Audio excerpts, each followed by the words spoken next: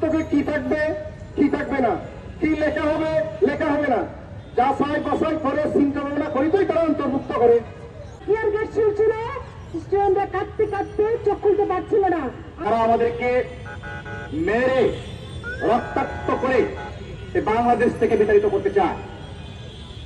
তারাই দেখলাম গতকাল রাতে আমাদের এই সন্ত্রাস বিরোধী রাজু ভাস্কর্যে যে লেখা যে আদিবাসীদেরকে সাংবিধানিক স্বীকৃতি দিতে হবে, সেই লেখাটাও তারা মুছে ফেলতে চায়। আমরা জানতে চাই যে জায়গা থেকে টেক্সট বুকে এই গ্রাফিতি যুক্ত করা হলো, যেখানে মূল এসেন্স ছিল একটি গাছ, সেখানে যে পাতাগুলো ছিল সে পাতাগুলো এক একটা বাংলাদেশের বহুত্ববাদের প্রতীক, এক একটা বাংলাদেশের বৈচিত্র্য প্রতীক। হিন্দু, মুসলমান, বৌদ্ধ, খ্রিস্টান, আদিবাসী এবং অন্যান্য যারা আছে ট্রান্সজেন্ডার থেকে দলিত থেকে সকালে এই দেশকে সমৃদ্ধ করেছে। এই গণ অভ্যুত্থানে আমি বিশ্বাস করি যতটা বাঙালির, ততটাই আদিবাসী, ততটাই হিন্দু, মুসলিম, বৌদ্ধ, খ্রিস্টানের, ট্রান্সজেন্ডারদের। টিয়ার গ্যাস ছিল, স্টুডেন্টরা কাঁদতে কাঁদতে চোখ খুলতে পারছিল না। আমরা দোকান থেকে সে পেস্ট কিনে এনে স্টুডেন্টদেরকে দিয়েছি, কিন্তু যখনই সরকার তৈরি হলো সকলকে অস্বীকার করলো। অস্বীকার না হলে তাদের বিরুদ্ধে বিভিন্ন রকম সংগঠন কাজ করছে, তাদের কাছে মাথা নত করছে। সরকার প্রথম জবাব দিবে কেন পাঠ্যপুস্তক থেকে গ্রাফিতি উঠানো হলো। এই প্রশ্নের জবাব সরকারকে কতদিনের মধ্যে দিতে হবে, আমি এই সমাবেশ থেকে সেই ঘোষণা চাই। আমরা কি দেশের নাগরিক না? একটু করে বলতে হয় সংবিধানের কথা।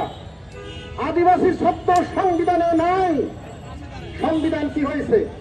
সংবিধানে কয়টা শব্দ লেখা আছে? বড়জোর 1 লক্ষ শব্দ। আমরা কয়টা শব্দ দিয়ে আমরা কথা বলি? আমরা 5 লক্ষ শব্দের কথা বলি। সব শব্দ কি সংবিধানে লেখা থাকতে হবে? আর আদিবাসী দাবি করলে তকমা দেওয়া হচ্ছে আমরা বিচ্ছিন্নতাবাদী। যেখানে আমরা সংবিধানে আদিবাসী হিসেবে অন্তর্ভুক্ত হতে চাচ্ছি, তাহলে আমরা কেমনে বিচ্ছিন্নতাবাদী হলাম? আমরা তো বিচ্ছিন্নতাবাদী নই, আমরা অন্তর্ভুক্তিবাদী। এই দাবি আমি জানাই। একটি জাতি যখন একটি স্বাধীন দেশে তার নিজের ইচ্ছা মতো, নিজের প্রকৃতির মতো চলাফেরা করতে না পারবে, খেলতে না পারবে, তখনই তো দেখা যায় অগণতান্ত্রিক আন্দোলন দানা বেঁধে উঠতেছে।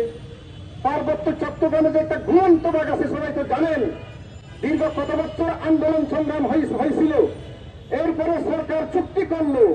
এই পার্বত্য চুক্তিকে আইনের দোহাই দিয়ে হ্যাং করে রাখা হয়েছে। আমরা অচিরেই, আর এই ইন্টিম গভর্নমেন্ট বক্তব্য দিচ্ছে এটা ন্যাশনাল ইস্যু।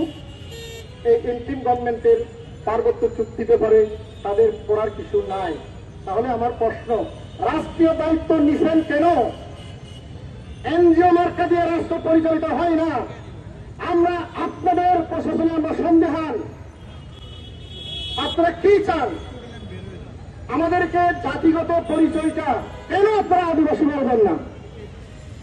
পুস্তকে কি থাকবে কি থাকবে না, কি লেখা হবে না, যাচাই বাছাই করে চিন্তা ভাবনা করিতেই তারা অন্তর্ভুক্ত করে। যে গ্রাফিটি দিয়েছে সেটা চিন্তা ভাবনা করিতেই দিয়েছে। আর হুট করে একটা বই পর একটা সংগঠন জানো জানো করে গেল, তারা বাদ দিল। তাহলে আমরা এভাবে যাই জানো জানো করে অন্তর্ভুক্ত করতে হবে। তারা আমাদেরকে মেরে রক্তাক্ত করে বাংলাদেশ থেকে বিতাড়িত করতে চায়। তারাই দেখলাম গতকাল রাতে আমাদের এই সন্ত্রাস বিরোধী রাজু ভাস্কর্যে যে লেখা যে আদিবাসীদেরকে সাংবিধানিক স্বীকৃতি দিতে হবে, সেই লেখাটাও তারা মুছে ফেলতে চায়। আপনারা রং দিয়ে লেখা মুছে দিতে পারেন, কিন্তু আদিবাসীদের রক্তে যে লেখা, আদিবাসী লেখা আপনারা জীবনে বুঝতে পারবেন না। আমরা আদিবাসীরা এই বাংলাদেশে তিলে তিলে রক্ত দেওয়া লোক। বহু রক্ত আমরা বাংলাদেশে দিয়েছি, এ মাটিতে দিয়েছি, কিন্তু কেউ কখনো আমাদের মুখ থেকে, আমাদের হৃদয় থেকে আদিবাসী শব্দ ছিনে নিতে পারে নাই, ভবিষ্যতেও পারবেন না। আপনারা যত ভয় দেখান, হামলা করেন, মামলা করেন, নির্যাতন করেন, আমরা তত আরো বারোতে নেয়, ইস্পাতে নেয় শক্তিশালী হব। আমাদের 21 জন ভাই বোন আহত হয়েছে। তার মধ্যে গুরুতর আহত হয়েছেন 3 জন। এখনো তারা হসপিটালে চিকিৎসাধীন রয়েছেন। আজকে যখন এই সমাবেশ চলছিল, ঠিক তখন আমাদের এক ভাইয়ের, যিনি রূপায়া শ্রেষ্ঠা তঞ্চঙ্গাকে বাসা থেকে 2টা হাত বিসর্জন দিয়েছেন এবং তার মস্তিষ্কে এবং সারা দেহে নির্যাতনের শিকার হয়েছেন, তার অপারেশন চলছিল। বন্ধুরা আমার, যার নেতৃত্বে সেদিন আক্রমণ হয়েছে, সে এখনো বহাল তবিয়ত বিভিন্ন মিডিয়ায় টকশো করে চলেছে। কিন্তু বাংলাদেশের পুলিশ প্রশাসন, বাংলাদেশ নামক রাষ্ট্র এবং সরকার, তারা এখনো তাকে গ্রেপ্তার করতে পারছেন না। তার কি এমন শক্তি রয়েছে যে বাংলাদেশ সরকার তাকে ভয় পায়, তাকে গ্রেপ্তার করতে? আজকের এই সমাবেশ থেকে এই সরকারকে আমরা ধিক্কার জানাই, নিন্দা জানাই।